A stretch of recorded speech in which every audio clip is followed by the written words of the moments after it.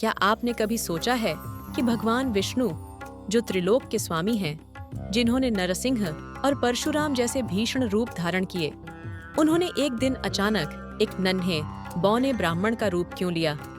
क्या सिर्फ एक छोटे से 3 पग भूमि के लिए?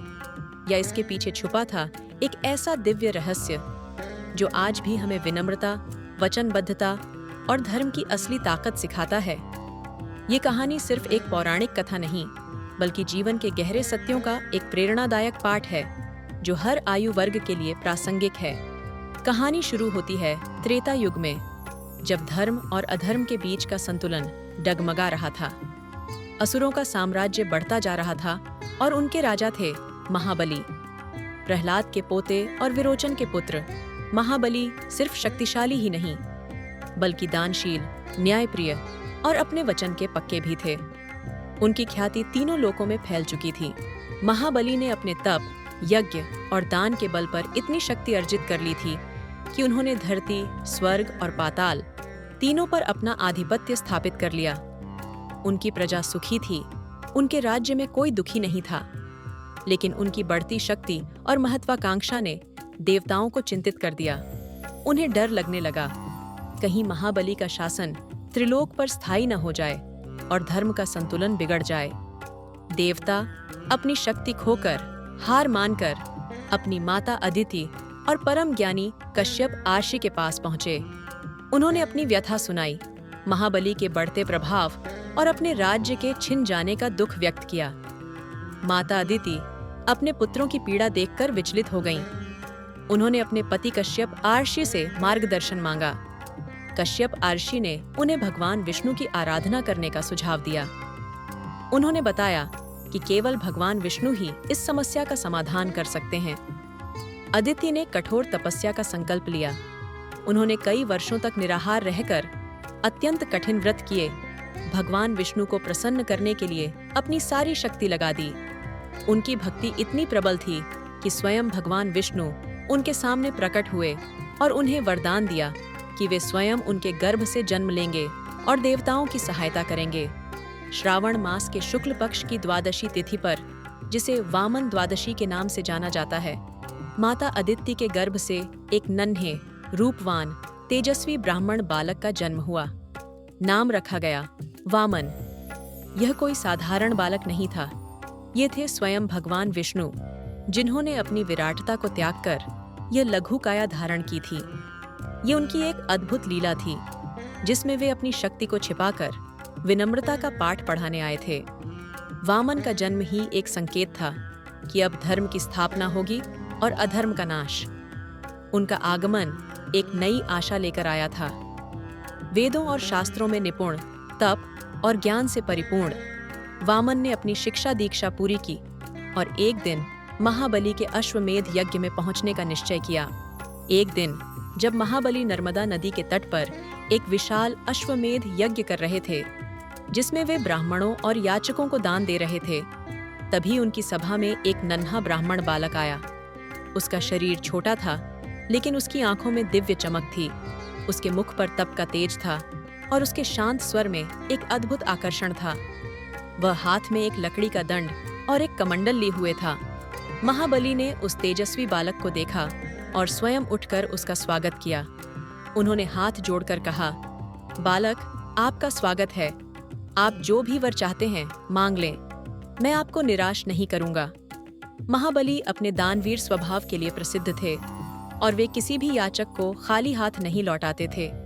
वामन ने मुस्कुराते हुए कहा, महाराज, मुझे तो बस 3 पग भूमि चाहिए, जिस पर मैं रह सकूं। मुझे अधिक की आवश्यकता नहीं। सभा में सन्नाटा छा गया। सभी उपस्थित लोग, यहाँ तक कि महाबली भी आश्चर्यचकित रह गए। किसी ने सोचा, ये कैसा वर है? एक चक्रवर्ती सम्राट से कोई इतनी छोटी सी मांग कैसे कर सकता है? महाबली हंस पड़े। उन्हें लगा कि यह बालक अपनी अल्पायु के कारण अपनी आवश्यकता को समझ नहीं पा रहा है। उन्होंने कहा, बस इतनी सी मांग? यह तो अभी दे देता हूँ। तुम मुझसे स्वर्ण, रत्न, हाथी, घोड़े या पूरा राज्य भी मांग सकते थे। महाबली को अपनी दानवीरता पर गर्व था और उन्हें लगा कि वे इस छोटी सी मांग को पूरा करके और भी महान कहलाएंगे। लेकिन महाबली के गुरु असुरों के आचार्य शुक्राचार्य, जो त्रिकालदर्शी थे, उन्होंने तुरंत पहचान लिया कि यह कोई साधारण बालक नहीं है। उन्होंने महाबली को चेताया, महाराज सावधान, यह कोई साधारण बालक नहीं, ये स्वयं भगवान विष्णु हैं, जो देवताओं के लिए तुम्हारा साम्राज्य लेने आए हैं। तुम इसे कुछ भी दान मत देना। शुक्राचार्य ने महाबली को समझाने की बहुत कोशिश की, उन्हें इस दान के परिणामों के बारे में बताया, लेकिन महाबली अपने वचन के पक्के थे। उन्होंने कहा, गुरुदेव, मैं अपने वचन से पीछे नहीं हट सकता। दान मेरा धर्म है। मैंने एक ब्राह्मण को वचन दिया है और मैं उसे तोड़ नहीं सकता।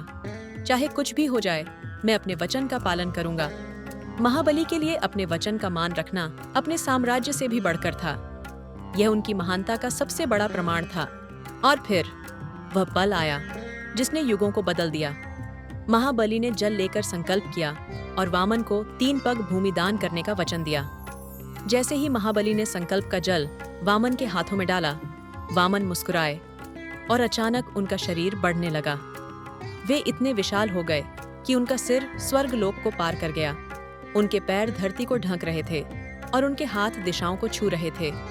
वे ब्रह्मांड के स्वामी विराट पुरुष के रूप में प्रकट हुए। पहले पग में उन्होंने पूरी पृथ्वी को माप लिया। उनके एक कदम से ही संपूर्ण भूमंडल समा गया। दूसरे पग में उन्होंने पूरा स्वर्गलोक और पाताल लोक भी माप लिया। उनके दूसरे कदम से ही तीनों लोकों का विस्तार समाहित हो गया। अब तीसरे पग के लिए जगह कहाँ? पूरा ब्रह्मांड उनके 2 पगों में समा चुका था। वामन ने महाबली से पूछा, महाराज, मैंने 2 पगों में तीनों लोक माप लिए, अब तीसरे पग के लिए जगह कहाँ है? महाबली, जो अब तक अपनी दानवीरता पर गर्व कर रहे थे, वे अब भगवान की इस अद्भुत लीला को समझ चुके थे। उन्होंने अपनी हार स्वीकार कर ली, लेकिन उनके चेहरे पर कोई दुख नहीं था, बल्कि एक गहरी शांति और भक्ति का भाव था। महाबली ने सिर झुका दिया और अत्यंत विनम्रता से कहा, भगवान, तीसरा पग मेरे सिर पर रख दीजिए। मेरा शरीर ही अब आपके तीसरे पग के लिए स्थान है। ये महाबली का परम समर्पण था। उन्होंने अपना सर्वस्व भगवान को अर्पित कर दिया। भगवान वामन ने महाबली के सिर पर अपना तीसरा पग रखा और उन्हें पाताल लोक में भेज दिया।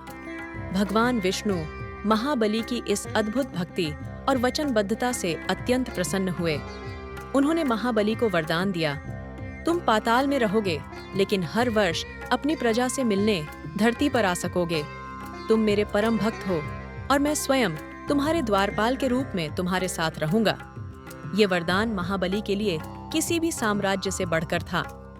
और आज भी केरल में ओणम का पर्व इसी प्रेम, विश्वास और महाबली के अपनी प्रजा के प्रति प्रेम की याद में मनाया जाता है। यह पर्व महाबली के पाताल लोक से अपनी प्रजा से मिलने आने का प्रतीक है। यह हमें सिखाता है कि सच्चा राजा वही है जो अपनी प्रजा से प्रेम करे और उनके कल्याण के लिए समर्पित रहे। वामन अवतार सिर्फ एक कथा नहीं, ये संदेश है कि शक्ति का असली रूप विनम्रता है। यह सिखाता है कि धर्म की रक्षा कभी कभी तलवार से नहीं, बल्कि बुद्धि, वचन और त्याग से होती है। यह हमें बताता है कि अहंकार कितना भी बड़ा क्यों न हो, वह अंततः विनम्रता और सत्य के सामने झुक जाता है।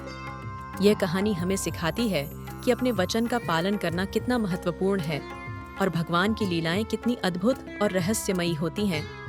यह कथा हमें कई महत्वपूर्ण नैतिक शिक्षाएं देती है। विनम्रता की शक्ति। वामन ने अपने छोटे रूप से यह दर्शाया कि सच्ची शक्ति अहंकार में नहीं, बल्कि विनम्रता में निहित है। वचनबद्धता का महत्व। महाबली ने अपने वचन का पालन करने के लिए अपना सर्वस्व त्याग दिया, जो हमें सिखाता है कि अपने वादों को निभाना कितना आवश्यक है। अहंकार का पतन। महाबली का अहंकार, भले ही वह दानवीरता का ही क्यों न हो, अंततः भगवान के सामने झुक गया। ईश्वरीय लीला। भगवान की लीलाएं अगम्य होती हैं। वे किसी भी रूप में आकर धर्म की स्थापना कर सकते हैं। त्याग और समर्पण। महाबली का अपना सिर भगवान के चरणों में अर्पित करना परम त्याग और समर्पण का प्रतीक है। तो दोस्तों, आपको क्या लगता है, महाबली वास्तव में हारे थे या उन्होंने जीतकर भी विनम्रता और वचनबद्धता का सबसे बड़ा उदाहरण दिया? यह कहानी हमें सिखाती है कि जीवन में भौतिक संपत्ति से अधिक महत्वपूर्ण हमारे नैतिक मूल्य और हमारा चरित्र है। यह हमें याद दिलाती है कि भगवान हमेशा धर्म की रक्षा करते हैं, भले ही इसके लिए उन्हें कोई भी रूप क्यों न धारण करना पड़े। यह कथा बच्चों को विनम्रता और वचनबद्धता का पाठ पढ़ाती है, युवाओं को जीवन में सही मार्ग चुनने की प्रेरणा देती है, बुजुर्गों को धर्म और भक्ति के महत्व को समझाती है और धार्मिक लोगों को भगवान की अद्भुत लीलाओं का अनुभव कराती है। यह एक ऐसी कहानी है जो हर किसी के हृदय को छू जाती है और उन्हें जीवन के गहरे सत्यों से परिचित कराती है। अगर आपको यह रहस्यमयी और प्रेरणादायक कहानी पसंद आई तो इसे अपने दोस्तों और परिवार के साथ साझा करें। इस वीडियो को लाइक करें और हमारे चैनल को सब्सक्राइब करें ताकि आप ऐसी ही और धार्मिक शिक्षाप्रद कहानियों से जुड़े रहें। कमेंट्स में हमें बताएं कि वामन अवतार की इस कथा से आपने क्या सीखा और महाबली के किस गुण ने आपको सबसे अधिक प्रभावित किया। आपके विचार हमारे लिए महत्वपूर्ण हैं